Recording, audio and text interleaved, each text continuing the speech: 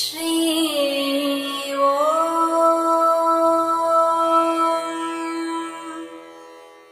ஸ்ரீ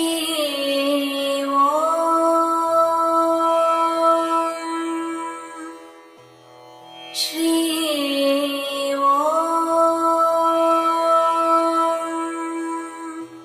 யோகிரோகிணி ஆதிசக்தி ஸ்ரீ ஓம்.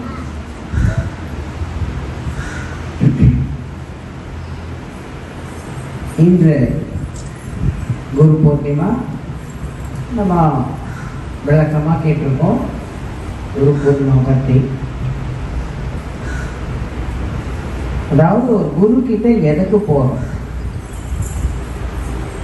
முதல்ல இது ஒரு கேள்வி நம்ம மனசுல நம்ம கேட்கணும். ஏன்னா அதாவது ஒவ்வொன்றுக்கும் ஒவ்வொரு ஸ்பெஷல் டாக்டர்ஸ் இருக்காங்க இல்லையா? இப்போ உடல்ல ஒரு பாக்கியத்தில் ஒரு ப்ராப்ளம்னா அதுக்கு ஒரு டாக்டர்கிட்ட போவோம். அந்த மாதிரி ஒவ்வொருத்தருக்கும் ஒரு ஒரு இடத்துக்கு போவோம், ஒரு டாக்டரை சந்தித்து அந்த உடம்புல எங்கே ப்ராப்ளமோ அதை நம்ம நிவர்த்தி பண்ணிப்போம். இது எதுக்கு சொல்ல வர? அதாவது நாம் ஆத்ம ஞானத்திற்காக போக வேண்டும் என்றால் அதற்கேற்ற குருவை தான் நம்ம பார்க்க முடியும். அதை தான் போய் தேடணும். அன்றாடம் நம் செயலுக்காக வேணும்னா அது யாரை வேணாலும் போய் பார்க்கலாம். ஏன்னா நான் இங்கே யாரையும் குறை சொல்லலை. பட் நம்ம யாரை வேணால் பார்த்தா அவங்க இது இப்படி ரெமெடி பண்ணு, அதை அப்படி பண்ணுவாங்க, அது கிடைக்கும். ஆனால் நம்முடைய ஆத்மா உணர வேண்டும். அதான் கர்மான்றது ஒன்று உண்டு. அந்த கர்மாவாகப்பட்டது நமக்கு அன்றாடம் பிரச்சனைகள் உருவாக்கி கொண்டு தான் வரும். அந்த பிரச்சனை அந்த கர்மாவின் பயனால் வரக்கூடியது. ஒரு நல்ல ஒரு ஜெகத்குரு சத்குருவை போய் பார்க்கும்போது நம்ம என்ன, நம்ம கர்மாவை பற்றி யோசிப்போமா அல்லது ஞானத்தை பற்றி யோசிப்போம்? ரெண்டு இருக்கு. அதாவது என்னன்னா, கர்மா போகணும், எனக்கு கர்மா போயிட்டோம் அப்படின்றது ஒன்று. இன்னொன்று எனக்கு ஞானம் வேணும். கர்மாவை நான் தாங்கிக்கிற அளவுக்கு ஞானம் வேணும். எவ்வளோ பெரிய வித்தியாசம்! கர்மாவை நம்ம தாங்கிக்கணும், என்ன வந்தாலும் நம்ம தாங்கிக்கணும், எதையும் எதிர்பார்க்காம நம்ம தாங்கிக்கணும். நம்ம கர்மாவை தாங்கிக்கணும். அதே நேரத்தில் ஆத்மா நல்ல ஒரு வெளிச்சத்துக்கு வரணும். அப்படின்னாக்கா அதற்கேற்ற குரு எப்படி? ஞானத்தை போதிக்கக்கூடியவர். நம்ம கர்மாலேருந்து விடுபட ஞானத்தை போதிக்கிறார். அப்போ கர்மாலேருந்து அவர் எடுத்துருவாரா கர்மாவை? இல்லை, எல்லாரும் அப்படிதான் நினைப்போம். கிடையாது. அந்த கர்மாவை தாங்கும் சக்தி அவர் தான் கொடுக்குறார். சத்குருன்றவர் அதான் நம்ம கர்மாவை தாங்கிறதுக்கு சக்தி கொடுக்குறாரு. உங்க கர்மா தீர்ந்து கொண்டு சொல்றது இல்லைங்க. 5 குருமார்கள் நம்ம கலியுகத்தில் வாழ்ந்து காமிச்சவங்க. அவங்க சொல்றது என்ன? அவங்களுடைய எல்லா தத்துவத்தையும் பாருங்க. உன் கர்மாவை நீ அனுபவிச்சிடு, அடுத்த பிறவி இல்லாம நல்ல ஒரு கதியை அடைவாய், அப்படிதான் சொல்றாங்க. அப்போ கர்மாக்கு அவங்க இல்லை. நமது கர்மாவை நாம் தாங்கிக் கொள்ள வேண்டும். அதற்கு நமக்கு ஒரு சத்குரு. ஏன்னா இந்த கர்மா நம்மளை பாதிக்க கூடாது, நம்ம வேலை நல்லபடியா போகணும். அதே நேரத்தில் நமக்கு ஞானம் தேவை. ஞானத்தை தவிர எதையும் எதிர்பார்க்க கூடாது. அப்போ ஞானத்திற்காகத்தான் ஜெகத்குருவை நம்ம தேடி போகணும். அப்போ ஞானத்தை நாம் பெற வேண்டும். இந்த ஞானம் எனக்கு வேண்டும். என்னுள் ஒரு ஒளி வர வேண்டும். நான் பௌர்ணமியாக இருக்க வேண்டும். அதுதான் இங்க நான் பௌர்ணமி. அதாவது வெளிச்சத்துல இருக்கணும். எனக்கு ஞானம் வேண்டும், நான் வெளிச்சத்துல இருக்கணும். இது என்னுடைய கர்மா இருட்டுல இருக்கு, நான் வெளிச்சத்துல இருக்கணும். எப்படி? ரெண்டுத்துக்கும் வித்தியாசம். என் கர்மா இருட்டுல இருக்கு, நான் வெளிச்சத்துல இருக்கணும். அப்ப என் கர்மாவை இருட்டில் இருக்கும்போது என்னால பார்த்துக்க முடியும். என்னால அதை ஏற்றுக்கொள்ள முடியும். காரணம், என் கையில் ஒரு டார்ச் இருக்கு. சிம்பிள். இருட்டில் போகும்போது ஒரு கையில் டார்ச் வச்சா நம்மளால எங்கேயும் போக முடியும், என்ன வெளிச்சம் இருக்கு.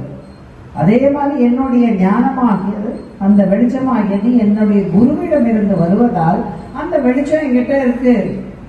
அந்த ஒரு தைரியம், நம்பிக்கை. எந்த ஒரு குருவை நாம் பிடிக்கிறோமோ, ஜெகத்குருவை அல்லது சத்குருன்ற அந்த குருவை நம்ம பிடிச்சோம்னா நமக்கு தைரியம் வேண்டும், நம்பிக்கை வேண்டும். முதல்ல தைரியம் வேணும், ரெண்டாவது நம்பிக்கை வேணும். இந்த தைரிய நம்பிக்கை இருக்கும்போது என்னன்னா, மூணாவது சின்ன மனுஷ புத்தி. நமக்கு செய்யலையே அப்படின்ற ஒரு குறை. எதுவும் அவர்களுக்கெல்லாம் எப்படி நடக்கிறது, நமக்கு நடக்கவில்லையே அப்படின்ற ஒரு யோசனை நமக்கு வரதான் செய்யும். என்ன, நம்ம மனுஷன், எல்லாருக்கும் இது நடக்குது, அது நடக்குது, நமக்கு நடக்குது அப்படின்றது ஒரு மனசுக்குள்ள ஒரு சின்ன ஒரு எங்கோ ஒரு உறுத்தல் இருந்து கொண்டே இருக்கும். அப்ப அது எதனால, அது எதை சோதிக்கிறது? உன்னுடைய குரு பக்தியை அது சோதிக்கிறது, வேற ஒன்றும் இல்லை. இது உன்னுடைய குரு பக்தி. அதாவது உன் மனசுல ஆணித்திறனான குரு மீது இருக்கிற நம்பிக்கை இருந்தா நிச்சயமா அது இந்த சந்தேகத்தை உற்பத்தி பண்ணாது. அப்போ தப்பு யார் மேல? நம்ம மேலதான். ஏன்னா நம்ம குருவை சந்தேகப்படுறோம். ஐயோ, எல்லாம் நமக்கு செய்யலையேன்னு சந்தேகப்படும் போது நீ சிஷ்யனுக்கு தகுதி இல்லைன்னு ஆகும். அதாவது நம்ம மனுஷன் புத்தி அந்த மாதிரி தோணுது, நமக்கு செய்யல. ஆனா மறைமுகமா என்ன செய்கிறாருன்றது நமக்கு தெரியாது. அதுதான் அங்க இருக்கு. அதனால நம்ம ஒரு சிஷ்யான நம்பிக்கை, இந்த குரு பௌர்ணிமான்றது ஒரு நம்பிக்கைக்கு பாத்திரமான ஒரு இடம்.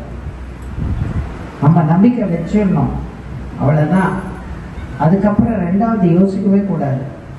என்ன நடந்தாலும் எது நடந்தாலும் அவர் பாதம் போட்டுரும், அவ்வளவுதான். அது நல்லது நடக்கிறதா கெட்டது நம்ம கையில் இல்லை, அது அங்க. அப்படி விட்டுணும். ஏன்னா எனக்கு என் குரு மேல நம்பிக்கை இருக்கு, குரு பார்த்துப்பார். அந்த ஆணித்திறனான சிஷ்யர்கள் தான் வேணும். இந்த சந்தேகங்கள் இந்த மாதிரி இருக்கிற சிஷ்யர்கள் எதுலையும் நிலைக்க மாட்டாங்க. ஓ, இவர்கிட்ட போனா இது வியாதி தீர்மானம், அதாவது 10 டாக்டரை பார்ப்பாங்க, இல்லை 20 டாக்டர் பார்ப்பாங்க. இதெல்லாம் மைண்டு தான் பிரச்சனை. அதுக்கு பதிலாக ஒரு ஆணித்திறனாக இவர் தான் எனக்கு குரு, மனசால நம்ம ஒரு குருவை நினைச்சு, அந்த குரு நாம் இத்தனை காலம் இத்தனை ஜென்மங்கள் தவம் பண்ணி நமக்கு அந்த குரு கிடைச்சாச்சுன்னா அவ்வளவுதான். அதை புடிச்சுக்க வேண்டியதுதான்.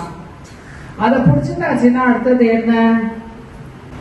நம்ம நம்பிக்கை வைக்க வேண்டும். தைரியமாக புடிச்சிட்டோம், தைரியமா அவர்கிட்ட ஒப்படைச்சாச்சு, நம்மள நம்பிக்கையோட இருப்போம். அடுத்தது என்ன? மூணாவது பலனை எதிர்பார்க்காது. நான் காலை பிடிச்சிட்டேன், அதாவது என்ன, நான் ரொம்ப நேரம் காலையை பிடிச்சிருக்கேன், எனக்கு ஒன்றும் செய்ய மாட்டியா அப்படின்னு கேட்கக்கூடாது. நீ காலை பிடிச்சிக்கோ, அவ்வளவுதான். செய்ய மாட்டேன்னு செய்ய மாட்டேன் அப்படின்னு நம்மளால என்ன சொல்ல முடியும்? சரிப்பா, இவரு லாக்கி இல்லை, இன்னொரு குரூப் போடலாம் நான் சொல்ல முடியாது. அப்ப காலை பிடிச்சிட்டா எதையும் எதிர்பார்க்காத, முடிச்சுட்ட. நீயும் உன்னை கொடுத்து விட்டாய். யார்கிட்ட? குரு கிட்ட. நீ உன்னை குருகிட்ட கொடுத்த அப்புறம், அந்த காலை பிடிச்சதுக்கு அப்புறம் நமக்கே அந்த இது வருது, சந்தேகம் வருதா? திருப்பி நம்ம நம்பிக்கையில நமக்கே ஒரு சோதனை வருது. அப்ப நம்ம காலை பிடிச்சிட்டா, நீ பார்த்துக்கோ, எல்லாம் உன் காலில் போட்ட, நீ பார்த்துக்கோ. காலில் போடுறது காதில் போடுறது ரெண்டு ஒண்ணுதான். சொல்லிடுறது நம்மளுடைய செயல். அது சொல்லிடுறோம், இந்த மாதிரிப்பா, சரி சொல்லிட்டல, உன் வேலைப்பா. அப்ப அந்த எதை முடிக்கணுமோ அதாவது தன்னால முடியும்.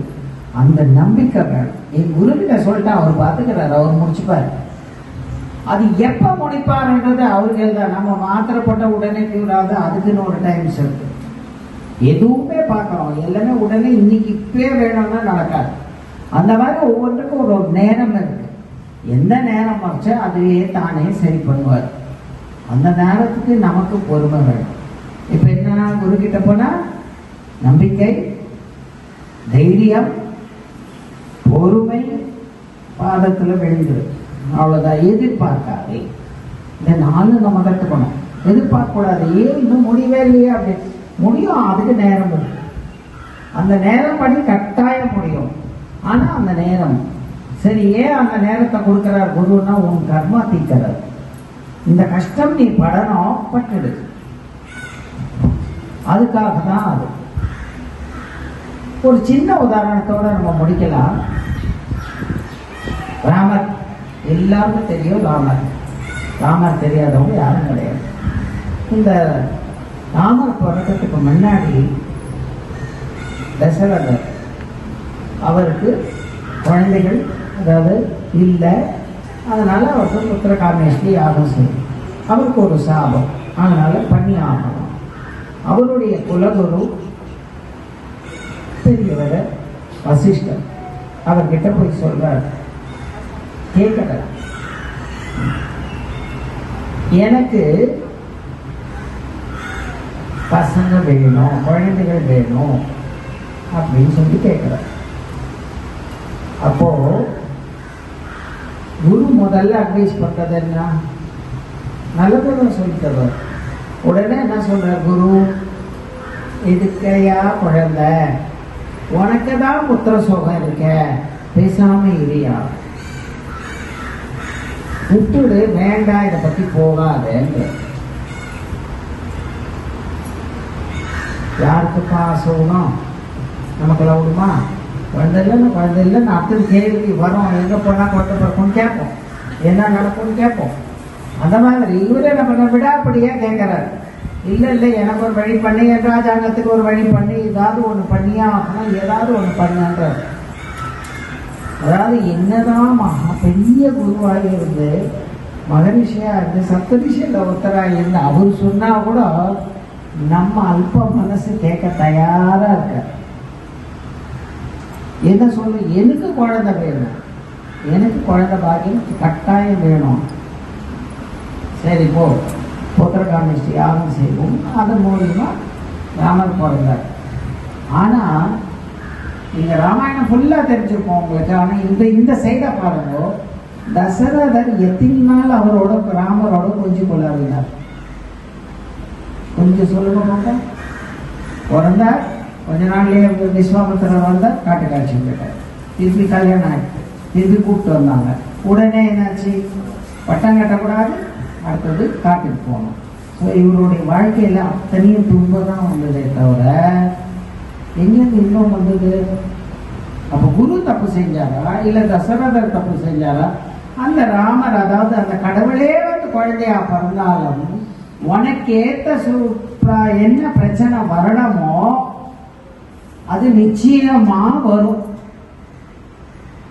அது ஒன்ன விட்டு வரும். உனக்கு புத்திர சோகம் இருக்கு, அந்த புத்திர சோகம் ஏதாவது வடிவத்துல வருது. நீ பண்ண புண்ணியத்துக்கு உனக்கு பையன் கடவுள் பையனா பிறந்திருக்கார், அவ்வளவுதானே தவிர அதே கடவுளே குழந்தையா பிறந்தாலும் அதை கொஞ்சத்துக்கு இந்த இயற்கை விடல. ஏன்னா புத்திர சோகம். இதுதான் ஒரு பெரிய கருத்து. அங்க குரு முதல்ல என்ன சொல்றே, புத்திர சோகம் பசங்க இல்ல, நிம்மதியா இருந்துட்டு போ, பசங்க வேணும்னு எதுக்கு கேட்கற, கேட்டா அதனுடைய பலனை பார். இதுதான் நமக்கு அர்த்தம். அதாவது குரு கிட்ட போய் எனக்கு இதை கொடு அதை கொடுன்னு கேட்கறதோட அவர் வேண்டாம்னு சொல்லிட்டு வேண்டாம் விட்டுடு.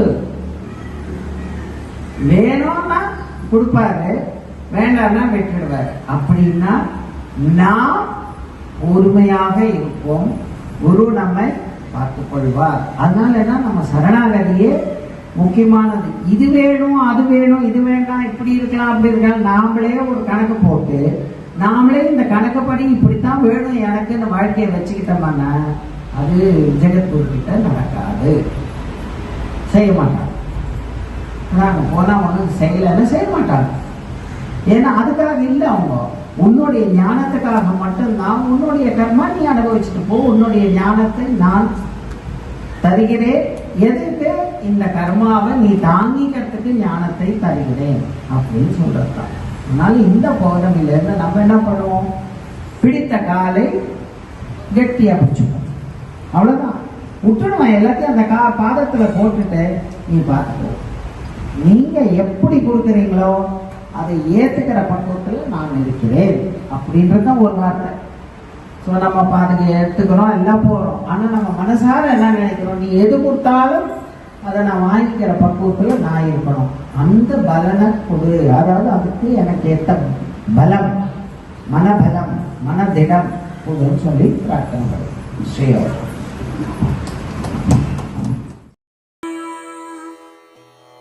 Shri Om